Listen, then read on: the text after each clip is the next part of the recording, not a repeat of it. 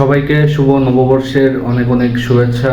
এবং আজকে সকাল সকালই ব্লগটা স্টার্ট করতেছি। সারাদিন যা যা করবো সব কিছু ব্লগের মাধ্যমে তুলে ধরার চেষ্টা করব। তো সবাই সাথেই থাকেন। তো ব্লগটা শুরু করা যাক, চলেন আমাদের সাথেই থাকেন আপনারা।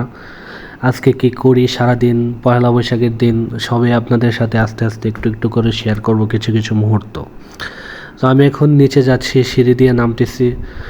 তো নেমে আমাকে এখন একটু বাজারের দিকে যাইতে হবে। তো আমি এসে পড়লাম আমাদের যেখানে পয়লা বৈশাখ অনুষ্ঠান হয়, অর্থাৎ যেখানে বাচ্চারা সবাই একসাথে হবে, সব স্কুলের শিক্ষার্থীরা আছেন এবং এলাকার অনেক অনেক মানুষ আছেন। এটা হচ্ছে আমাদের পয়লা বৈশাখের গেট। এখানে লেখা আছে বাংলা নববর্ষের শুভেচ্ছা, শুভ নববর্ষ 1432 বঙ্গাব্দ। সো এটা হচ্ছে আমাদের এই কোর্ট বিল্ডিংয়ের মাঠ। সো এখানে সবাই যার যার ভাবে শাড়ি, এরপরে বিভিন্ন ধরনের এই সাজ, যেমন কৃষক আছে, তারপরে বাংলার বধূ আছে, মানে সবাই যার যারভাবে সেজে আসতেছে।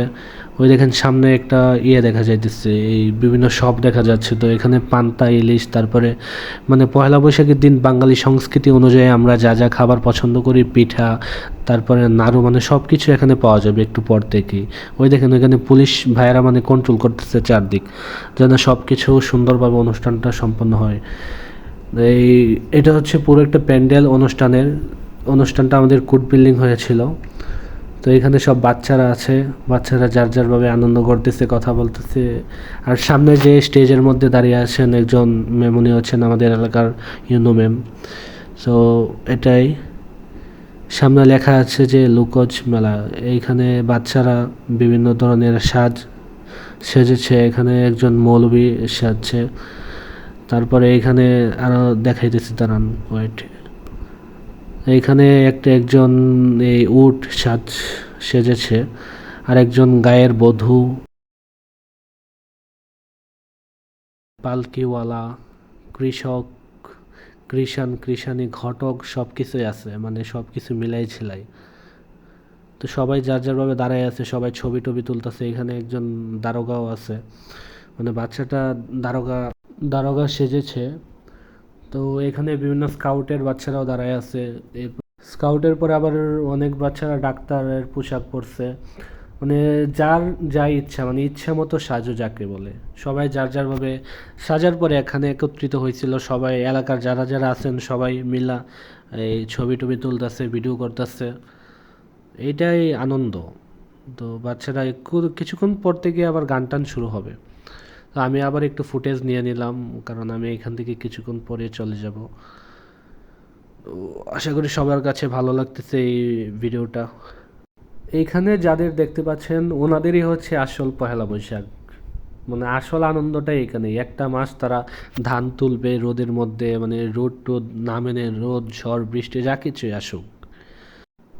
আমি এখন যাইতেছি হচ্ছে আমাদের জিরো পয়েন্ট, অর্থাৎ এই ভিডিওটা করা হচ্ছে বিকেলের দিকে, পয়লা বৈশাখের দিনই, বাট ভিডিওটা করা হচ্ছে বিকালের দিকে। এই বিকাল মনে করেন যে প্রায় 5টার মতো বাজে। তো 5টার দিকে আমি যাইতেছি হচ্ছে আমাদের এলাকার জিরো পয়েন্ট নামে একটা জায়গা আছে, হয়তো বা আপনারা অনলাইনে অনেকেই দেখছেন ভিডিওটা, কারণ অনেক সুন্দর, অনেক সুন্দর। পুরো ব্রিজ এইটাকে আপনার আলপনা করা হয়েছিল রং দিয়ে, প্রায় কোটি কোটি টাকার ব্যাপার। বাংলা লিঙ্ক কোম্পানি আর কি যে কোন কোম্পানি মিলে, এশিয়ান পেন্টস না বার্জার মিলে যেন এই রংটা করছিল। এই তারপরে দেখেন কত সুন্দর। আপনাদের ভিউটা আমি একটু এনজয় করাই দিচ্ছি, কারণ নিজের এলাকার বাতাস নিজের কাছে অনেকটা আপন লাগে। কারণ আপনি যদি কোথাও ঘুরতে যান, তারপর দেখবেন নিজের এলাকাতে আসলে যেন আপনার প্রাণটা ফিরে আসবে, এমন একটা মানে বিষয়। কারণ চারদিকে ধান, প্রকৃতির বাতাস, সব কিছু মিলে যেন একটা মানে মন জুড়ানো ব্যাপার। তো আপনারা ভিউটা এনজয় করতে থাকেন।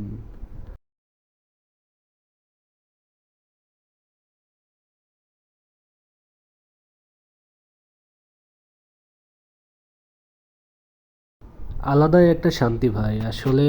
আপনারা যারা নিজের এলাকাতে থাকেন বা নিজের কর্মসূত্রে আপনারা নিজের এলাকা ছেড়ে অনেকটা দূরে থাকেন, তারা আসলে অনুভব করতে পারবেন আসলে নিজের জন্মভূমি, নিজের মাতৃভূমিকে আপনারা কতটা মিস করেন। আর তারাই এতটা ভাগ্যবান যারা নিজের এলাকাতে থাকে, নিজের এলাকার এই মানে প্রকৃতিটাকে দেখতে পারে কাছ থেকে। নিজের এলাকাটা তো মায়ের সমান, কারণ জন্মভূমি যেহেতু আমাদের, সেহেতু সেই জায়গাটা আমাদের কাছে জন্মভূমি অর্থাৎ মাতৃভূমি।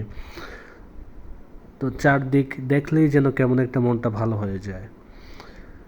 যারা জন্মভূমি থেকে দূরে থাকেন তারা দেখবেন এলাকাতে আসলে মনে হবে যেন আলাদাই একটা শান্তি, আলাদাই একটা শান্তি লাগে। আপনারা ভিডিওটা দেখতে থাকেন, রোড, ব্রিজ, চারদিকের পরিবেশ।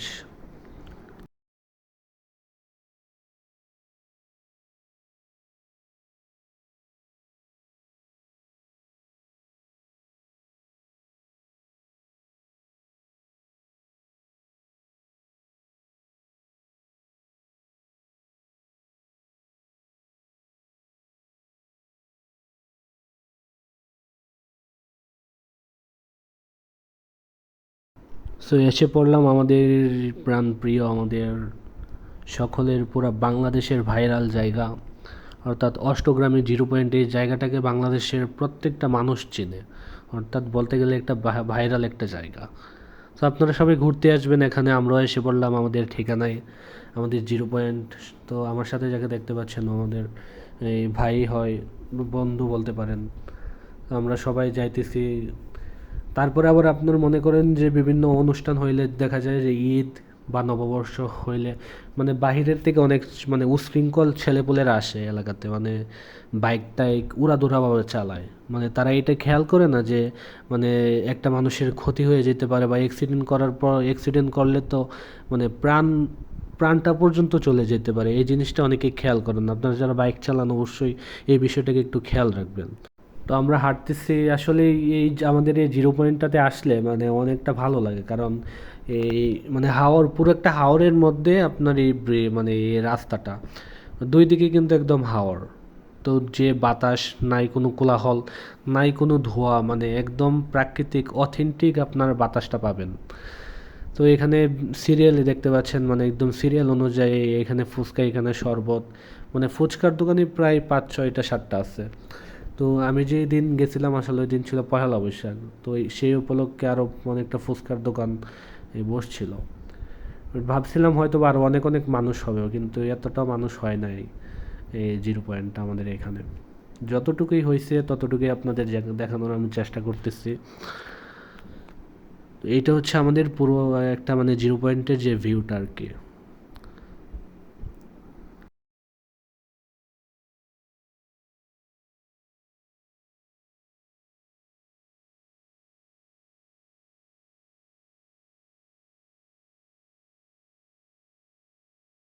আপনাদের কাছে পুরো ব্লগটা কেমন লাগতেছে অবশ্যই আপনারা কমেন্টে জানাবেন। আর এটা হচ্ছে আমার পরিচিত একটা মানে বাই ব্রাদারই বলতে পারেন। সো এখানে বলছিলাম আমরা যে আমরা যাওয়ার সময় আপনার কাছ থেকে ফুচকাটা খেয়ে যাব, কারণ ওনার হাতের যে ফুচকাটা অনেকটা ইউনিক হয়, মানে খেতে অনেকটা ভালো লাগে। ওই যে দূরে যে দেখা যাচ্ছে ওইটা হচ্ছে একটা মানে জাহাজের মতো। আমাদের মাননীয় রাষ্ট্রপতি উনি এই ব্রিজের সাথে মানে সৌন্দর্য বৃদ্ধি করার জন্য এই জাহাজটাকে বানিয়েছিল।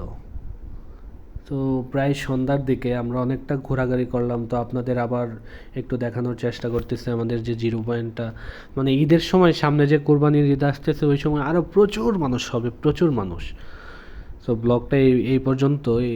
আমরা যে এখন যাচ্ছি, আমরা বাড়ির দিকে রওনা হলাম, প্রায় সন্ধ্যা হয়ে গেছে। তো আমরা এখনই বিদায় নিচ্ছি আপনাদের কাছ থেকে। তো সামনে আরও নতুন নতুন ব্লগ আসবে। ধন্যবাদ।